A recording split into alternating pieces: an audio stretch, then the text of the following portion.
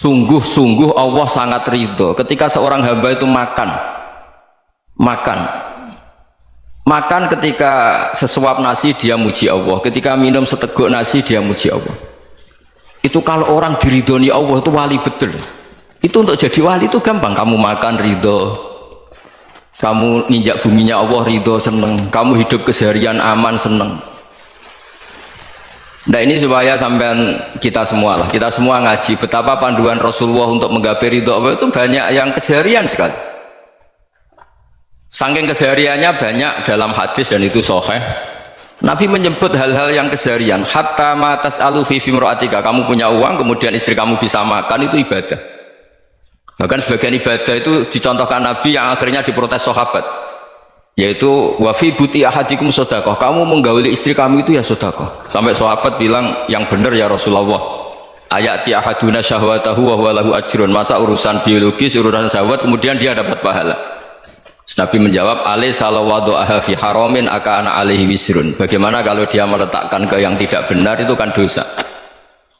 Nah, hal-hal seperti ini yang saya ingin teman-teman semua saya juga agak ingin ngaji demi anda juga agak ingin. Itu dosa sekali ngaji kok pesanan kelompok tertentu itu nggak boleh.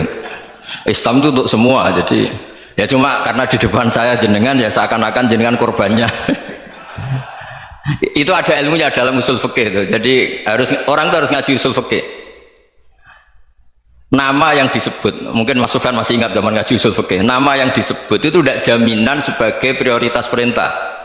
Jadi misalnya gini, kebetulan yang di depan Nabi itu Abu Dzar, Nabi ya bilang, ya Abu Dzarin ini uhibbuka misalnya, atau ya Mu'ad ini uhibbuka, atau ya Abu Hurairah ini uhibbuka misalnya.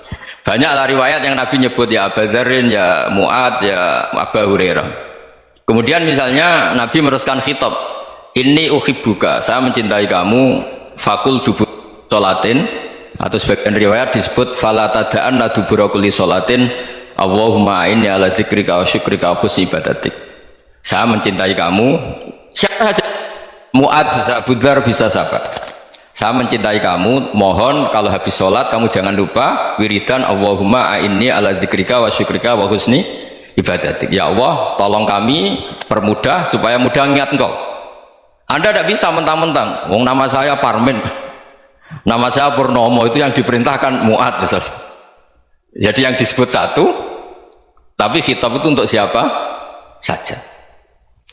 Saya teruskan ya. Jadi saya mohon semua kita melakukan kebaikan itu, kalau dalam kaidah fikih disebut al yakin la yuzalu bisyak. Banyak kebaikan yang kebenarannya itu 100%, tidak punya efek samping ke pihak lain, ke kelompok lain, ke komunitas lain.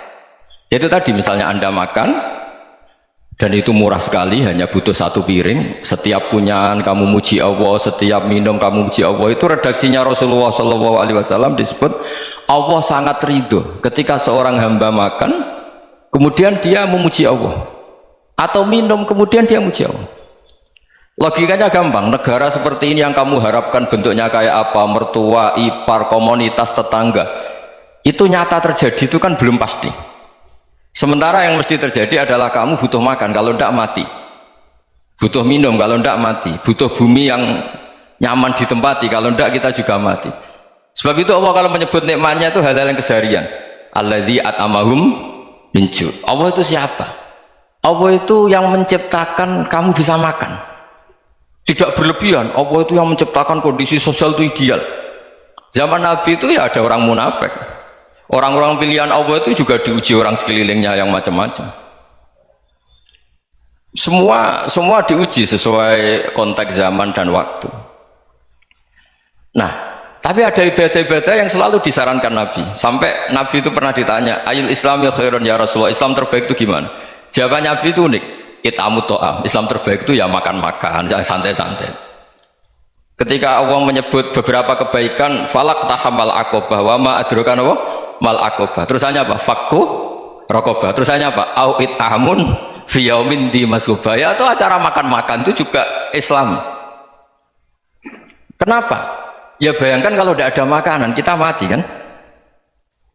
Kondisi sosial tidak ideal tuh Anda masih gak apa-apa, tapi kalau Anda tidak makan, Anda tidak minum, Kamu punya istri cerewet masih bisa hidup, punya mertua cerewet masih bisa hidup. Tapi kalau tidak makan bisa mati. Berarti penting mana istri sama makan? Penting mana? Makan. Semoga istri Anda dengar. Nanti kamu disuruh makan tapi pulang deh. Itu kalau dibahasakan makan masih memahami. Penting mana nasi satu piring dengan istri? Nggak ada nasi mati, nggak ada istri belum mati. Penting mana? Gak berani jauh kan? Nah, ternyata Anda ada garang kan di depan istri. Jadi saya mohonlah, mungkin Mas Sufyan Sauri tadi yang bisa bantulah teman-teman tuh ngaji yang keseharian saja. Karena kita nyari ridha Allah itu berdasar firman Allah, dan firman Allah itu menyebut keseharian tuh riang gampang. Yaitu tadi misalnya wa min ayatihi manamukum bil laili wan nahar. Termasuk ayat-ayat Allah itu kamu tidur. Maka dulu itu ada guyonan, ada tokoh Mu'tazilah, kelompok dalam Islam yang berpikir manusia itu bisa menentukan ikhtiarnya sendiri. Karena saya bisa duduk, ingin berdiri, berdiri. Karena kelompok ini nggak terima kalau semua kehendak Allah, nanti bagaimana kalau semua kehendak Allah kok ada hisab ya, ada sanksi. Lucunya itu dia akhirnya, ini cerita ya, mencintai seorang perempuan cantik sekali. Dan itu dia menjadi ahli sunnah itu oleh hal-hal yang sepele. Karena istrinya cantik, ya namanya suami istri hubungan intim. Terus ditanya, Mas masih ingin lagi? Masih. Silahkan diulang lagi. Wah ya tidak bisa. Katanya manusia bisa menentukan yang diinginkan. Itu tobat itu. Itu nggak bisa ditobatkan Mas Sufyan Ats-Tsauri. Orang cantik yang mudah nobatkan orang itu orang cantik. Segampang itu. Akhirnya kita tahu, makanya kalau dalam kitab Hikam itu disebut al-aqil mayyakul madza yaf'alu wa hubi wal ghafil mayyakul madza af'al. Orang yang punya akal karena sadar ini wilayah Allah, semua milik Tuhan, itu dia tiap hari berpikir besok Allah akan melakukan apa terhadap dunia ini. Kamu merencanakan suatu mau plesir ternyata gempa, mau wisata ke Rusia ternyata perang. Kamu tidak pernah tahu apa yang akan terjadi besok. Wa ma tadri nafsum madza taksibu ghadan. Tapi anda semua kita ini sering punya jadwal permanen. Makanya saya kalau diundang siapa saja sana takdir. Yang jelas Gus ini acara penting. Ya masih acara penting nak pangeran ngersakno piye? Kok ape dadi pangeran? Kamu kok mau jadi Tuhan? Itu kadang ya kiai. Penting Gus acara ini jenengan harus memastikan bisa. Loh kamu itu yang ngajarin tauhid, sesuatu itu biadillah kok bilang-bilang apa pasti. Kalau maksa terus tak tobatkan loh kamu kata saya. Ya kalau gitu Gus bilang insya Allah. Wah itu hati saya, fisik saya, roh saya sudah bilang insya Allah. Tidak usah kamu latih kata saya. Nah hal-hal tauhid keseharian itu gampang sebetulnya. Wal ghafil yaqulu madza af'al. Tapi orang yang lupa Allah dia setiap hari bilang besok apa? Kita bisa melakukan apa? Seakan-akan dia itu aktor, dia penting, dia subjek permanen, dia. Padahal kita ini hanya objek kehendak Allah Subhanahu wa taala. Karena kita yakin sesuatu yang terjadi di alam raya ini kita tidak bisa apa-apa. Makanya saya sering ngaji, sering bilang saya, ketika Anda mensifati Allah, dia yang menghidupkan, sudah itu tanamkan sehingga ketika kita mati santai saja. Kenapa santai? Allah punya cara menghidupkan kita. Zaman kita hidup juga gak tahu caranya ngelola jantung, ngelola paru-paru. Kamu juga gak tahu ngelola oksigen yang tidak beracun, tidak mengandung polusi. Tahu-tahu hidup. Gak ingin tua ya tahu-tahu tua, gak ingin mati tahu-tahu mati. Selama ini kita hidup juga gak tahu apa sebetulnya. Hanya gaya tok, punya jadwal, punya planning. Kalau kamu bisa menentukan pilihan Anda, pasti Anda istrinya cantik, 4 neriman semua, qanaah semua. Nyatanya enggak kan? Ada 1 jelek cerewet. Wah itu kan, nyatanya enggak bisa apa-apa Anda kan? Dan kamu bawa mati lagi. Itu kan istri Anda juga gitu, punya keinginan punya suami yang ganteng, yang jabat, yang neriman, yang enggak poligami. Ya enggak kesampaian juga. Kalau kita ngitung tingkat kegagalan kita itu gagal terus. Ya kan? Nah, terus ingat Allah, madza yaf'alu wa bi. Orang yang punya akal selalu berpikir Allah itu menghendaki apa terhadap saya. Loh, sama-sama orang loh.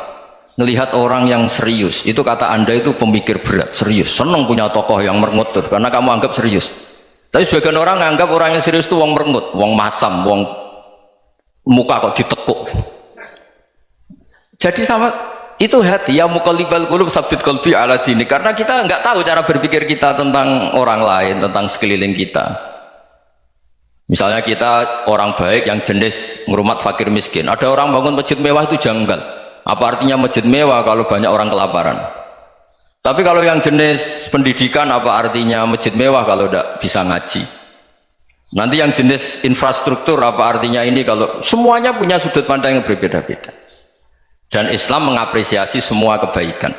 Tapi katakan semua kebaikan itu adalah kehendak Allah Subhanahu wa taala. Karena apapun baik Anda itu pakai fasilitas yang diberikan oleh Allah Subhanahu wa taala. Sehingga ini yang disebut qulillah tsumma darhum fi khawdihim yal'abun. Ya, kembali tadi ke tema-tema bahwa keseharian Anda ini sudah Islami. Saat Anda tidak bisa melakukan apa saja. Saya sering ada jenazah, biasanya kalau tetangga meninggal saya sering disuruh ngelepas. Saya bilang orang ini baik karena sering ngelamun di rumah, sering nganggur di rumah. Ditanya sama anaknya, kenapa Gus nganggur baik? Ya kalau dia nganggur artinya juga agak berbuat sesuatu yang maksiat kan? Ya kan? Orang nganggur di rumahnya ya tidak bunuh orang, tidak maling, tidak korupsi, ya namanya nganggur di rumah. Lah cuma istri cara pandang nganggur gak menghasilkan uang itu. Tapi juga gak menghasilkan kriminal kan? Jadi sebenarnya Islam itu cara, makanya kalau sampai ngaji usul fikih itu ada kitab usul fikih namanya Lubul Usul, itu terkenal sekali di pesantren itu. Itu kalau ngapresiasi keseharian itu luar biasa. Izma min mubahin illa wa yatahaqqaqu bihi tarku haramimma. Karena keseharian yang mubah saat Anda lakukan itu ada kehebatan yang luar biasa, yaitu meninggalkan haram. Makanya dulu banyak orang-orang alim ketemu temannya itu guyon sampai semalaman. Itu biasanya yang semangat Islam itu, kiai kok tidak tahajud, kiai kok tidak witir. Orang yang sedang mapan uangnya banyak, malam itu tidak kelayaban itu sudah luar biasa. Melawan nafsu supaya tidak maksiat itu sudah luar biasa. Supaya lupa guyon sama temannya semalaman sampai subuh, gejlok-gejlokan ngenang zaman miskin, zaman kuliah nggak jelas, zaman apa. Melihatnya jangan tarkut tahajud seperti ini, meninggalkan tahajud, tapi meninggalkannya ini talkul muharramat. Jadi kayak apa hebatnya? Sehingga Imam Ghazali punya riwayat yang agak unik. Hatta takuna ibadatu akhiri hadil ummah iku an-naum. Sehingga suatu saat ibadah terbaik umat ini itu tidur. Itu kan riwayat kontroversi. Ketika Imam Ghazali saja, kenapa iya?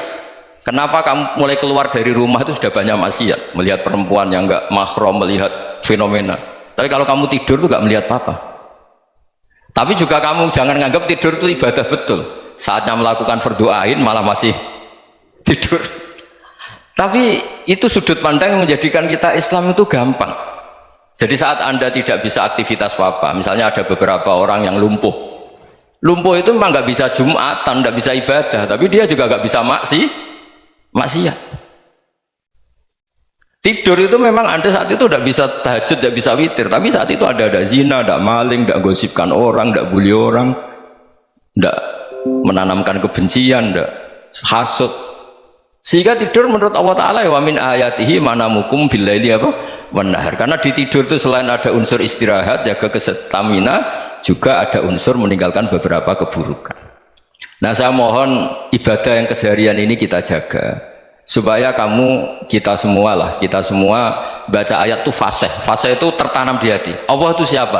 Alladzi at'amahum min ju'i wa amanahum min khauf. Dan Allah kalau cerita di Quran itu anna sababnal ma'a sabba thumma syaqaqnal ardhan wa syaqqa fa ambatna fiha habba wa inaba wa qadba wa zaituna wa nakhla wa hadaika hulba. Kamu tahu saya ini siapa? Kata Allah, saya ini adalah Tuhan yang menurunkan air, kemudian ada tanaman banyak, habba wa inaba wa qadba, ada zaitun, ada tin, kalau orang Jawa mungkin ada tela, ada padi, ada mangga, ada pisang. Sudah, wa inaba wa zaituna wa nakhla wa hadaika hulba, ada perkebunan yang lebat. Tujuannya apa? Mata Allahkum, silahkan kamu pakai, kamu nikmati. Tapi karena kadang kita ini punya ide-ide besar, tadi untuk syukur saja nunggu punya istri riman, rumah baik, tetangga baik, komunitas baik, semuanya baik baru syukur. Lama-lama nanti ada di surga, syukurnya nunggu surga paling kelas A. Itu sudah ada yang menghuni Rasulullah, kamu nggak boleh di situ. Masa untuk syukur saja repotnya, masya Allah. Jadi mohonlah Quran yang kalau Anda hafalkan juz sama itu kan ada ayat-ayat yang kayak tadi. Ya, fal yanzuril insanu ila ta'ami. Coba lihat Apa yang kamu makan ya? Dari mana? Dan untuk mempertahankan hidup kamu keseharian. Jadi jangan kira ibadah itu harus membentuk komunitas yang versi Anda. Ibadah itu harus hal yang mulu-mulu. Kesehariannya Anda alami. Loh, ini saya tidak bikin-bikin. Saya ngaji bukan karena berdasar pesanan. Itu ayat yang saya baca kan betul ada ayatnya kan. Fal yang dzuril insanu ila tu'ami anna sobabnal ma'ah sobba thumma syaqaqnal ardo syaqqa fa ambasna fiha habba wa inaba wa qadba wa zaituna wa nakhla wa hadaiqa ghulba. Terusannya apa? Mata al lakum, silakan kamu nikmati. Mata itu silakan kamu nikmati. Ya kayak sampean dikasih hidangan ya makan. Ya sudah makan, habis makan ya minum, habis itu ngantuk ya tidur. Ya sudah normal-normal saja. Kayak apa indahnya Islam. Tapi Anda mencari Islam yang gimana lagi? Nah itu yang diajarkan guru-guru kita, diajarkan sanad kita sampai Wali Songo, sampai Rasulullah SAW. Bahwa pada akhirnya ada jihad, ada perang. Itu dulu memang perang, bukan membunuh. Beda. Dulu kita dijajah Belanda ya perang, dan itu normal karena kita dijajah. Jadi ketika orang lain ingin baik sama kita, wa in ahadum minal musyrikin astajaruka ya fajirhu hatta yasma'a kalam Allah. Kalau mereka ingin baik ya kita baik. Makanya ada istilah musta'man, mu'ahad. Kalau mereka ingin damai, berdampingan dengan kemajmukan ya itu yang lebih baik. Karena memang Islam menghormati proses perdamaian. Wa in janahu lis-salmi ya fajnah lah. Kalau ingin damai ya kita harus damai.